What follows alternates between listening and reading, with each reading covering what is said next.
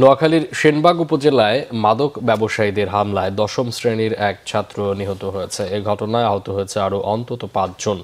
গতকাল রাতে উপজেলার দেবীসিংহপুর গ্রামে এই ঘটনা ঘটে। নিহত আরাফাত হোসেন ফাহিম বেগমগঞ্জ উপজেলার হাজীপুর গ্রামের মোহাম্মদ শাহজাহানের ছেলে এবং স্থানীয় পৌর হাজীপুর উচ্চ বিদ্যালয়ের দশম শ্রেণীর ছাত্র। সে সেনবাগে নানার বাড়িতে বেড়াতে গিয়েছিল। স্বজন ও স্থানীয়রা জানান, ফাহিমের নানার বাড়ি আঞ্জু মিয়াজি বাড়ির পাশে বুধবার সন্ধ্যায় মাদক ব্যবসায়ী হারুন ও তার লোকজন মাদক সেবন করছিল। এ সময় ধাওয়া দিলে পালিয়ে যায় তারা। পরে রাতে ওই বাড়িতে অতর্কিতে হামলা চালায় হারুন ও তার লোকজন। বাড়ির বাসিন্দারাও মাদকসেবী ও ব্যবসায়ীদের প্রতিহত করার চেষ্টা করে।